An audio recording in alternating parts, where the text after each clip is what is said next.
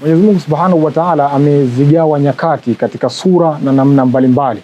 Amezigawa nyakati kwa kipimo cha siku, mwezi, wiki, mpaka saa na mpaka muda. Kisha baada ya kuzigawa akazifadhilisha, akazipa ubora baadhi ya nyakati kwa nyingine. Yani kwa kuzipa kitu maalumu ambacho kinaweza kukifanya kitu hicho kikawa bora ama kikawa tukufu. Kwa mfano sisi leo tupo katika mwezi huu wa Rajab. Ni mwezi mtukufu katika ile miezi minne ambayo Mwenyezi Mungu Subhanahu wa Ta'ala ameieleza katika Qur'an. Na mwezi huu wa Rajab ni mwezi wa 7 katika miezi 12 yote katika mwaka. Na mwezi huu wa Rajab ndani yake yametokea matukio makubwa na matukio adhim kabisa ambayo yanaweza kufadhilisha, kufanya bora kuwa mwezi huu. Ndani ya mwezi huu wa Rajab ndio ilipatikana ile safari ya Isra na Mi'raj, yani mtume kupelekwa kule Baitul Maqdis mpaka katika wingu wa 7. Lakini pia inawezekana kwa kupatikana safari hii ikawa ndo huu mwezi umepata sharaf ama umepata utukufu, lakini kuna matukio mengi ambayo yalitokea ni makubwa na ni matukufu.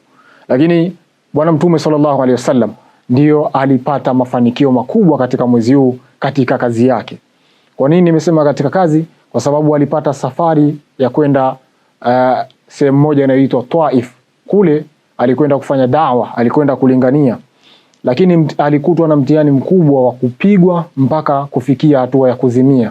Na baada ya kuwa amezimia, alipozinduka alisema maneno haya: Allahumma inni ashku ilaika dhifa quwwati, kwamba wewe Mwenyezi Mungu, mimi nakushtakia kwako udhaifu wa nguvu zangu, wa qillata hilati, na uchache wa kazi yangu, wa hawani ala nnasi, na udhaifu wangu juu ya watu, ila man takiluni ya Rabbi, na ni nani nimtegemee. Yani kama vile anamuuliza swali Mwenyezi Mungu Subhanahu wa Ta'ala, lakini alisema maneno mengi na ni marefu. Tutosheke tuna haya kwa kujua kuwa mwezi huu ndio mwezi ambao Bwana Mtume sallallahu alaihi wasallam alipewa faradhi ya kutufaradhishia sisi Waislamu kuswali swala 5.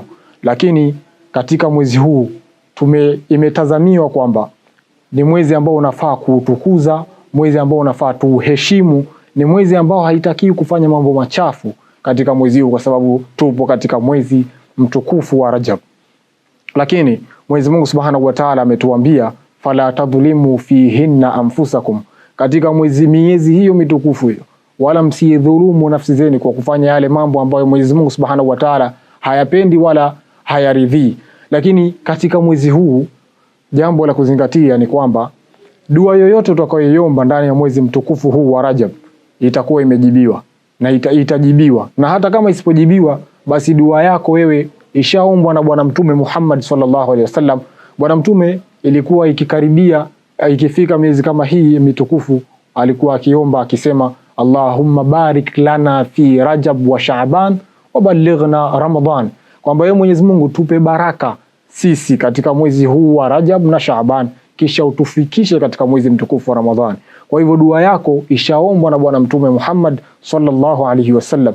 Kwa hivyo fala tadhlimu fihinna anfusakum, wala msidhulumu katika miezi hii mitukufu nafsi zenu.